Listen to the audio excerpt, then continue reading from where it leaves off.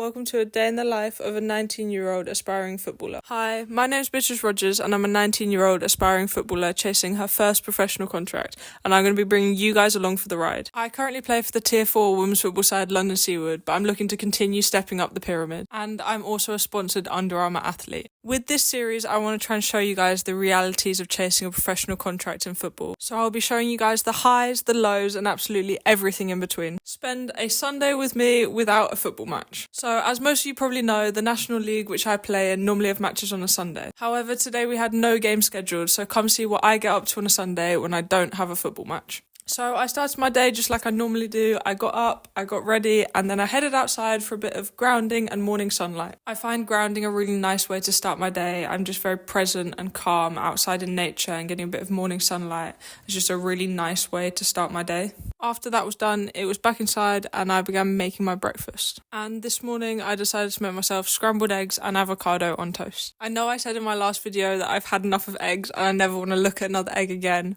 but it turns out I wasn't making scrambled eggs correctly, and I finally learned how to make scrambled eggs properly, and they taste so good, and it is literally my current obsession. Once breakfast was done, it was time to get to work, and although Sunday is normally a match day, I decided to take advantage of this day off and get ahead of myself a bit and get on with some of the work that I've got to do. Although having said that, I wasn't actually being very productive today, so I ended up taking a break and heading outside because the sheep arrived. So for those of you that don't know, I actually live in the countryside and I help look after a flock of sheep in my free time. And because it's spring at the moment, that means that the sheep are back outside, and all the new lambs are here. This is literally like my favourite time of the year. The lambs are so cute and it's so nice to get to spend time with them. Sadly, I couldn't spend all of my day with the sheep because I actually have stuff to do, but I headed back inside and had some lunch. But now it's time to actually get to work, and here's what I normally would do when I don't have a match on a Sunday. I'm just about to start my park session. The sun's shining, it's a beautiful day, and I'm looking forward to it, to be fair.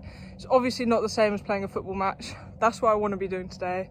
But we're doing a park session instead, just try and keep my body ticking over, keep me working, and so I'm ready for a game next week. So when I don't have a game on a Sunday, I will always try and get a park session in. A park session basically involves just a bit of sprinting, a bit of plyometrics and movement focus, just to keep my body ticking over. The park session involves loads of different exercises, but I'm just showing you a few snippets of what I do, and all of the exercises that I'm showing here, I'll do a couple of times each. Once I've made it through all the movement focus stuff, it's finally onto a bit of sprinting.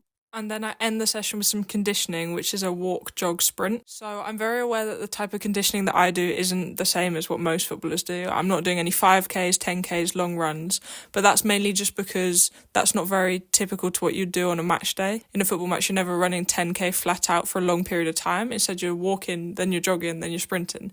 So I try and do a lot of football-focused movements. And as well as a walk, jog, sprint, I also do the Square of Doom, which is also very football-focused. So that was actually all of the training that I did today. I know it probably doesn't look like a lot, but it's a lot harder than it looks. And on top of that, I feel like my body's not recovering very quickly at the moment. So once I finished my park session, I headed inside, had a shower, got into pyjamas, and just chilled and watched the football for a bit. And to end the day, I sat down and had a roast dinner with my family, which was lovely. And then that was basically it for the day, to be honest. I headed upstairs and got ready for bed. I know it wasn't the busiest or most exciting day that I had today, but that was intentional. I had quite a heavy, high-load intensity week this week, so I decided to keep it a bit more chill, just to try and allow my body to recover a bit. Thanks for watching, guys, and don't forget to like and subscribe.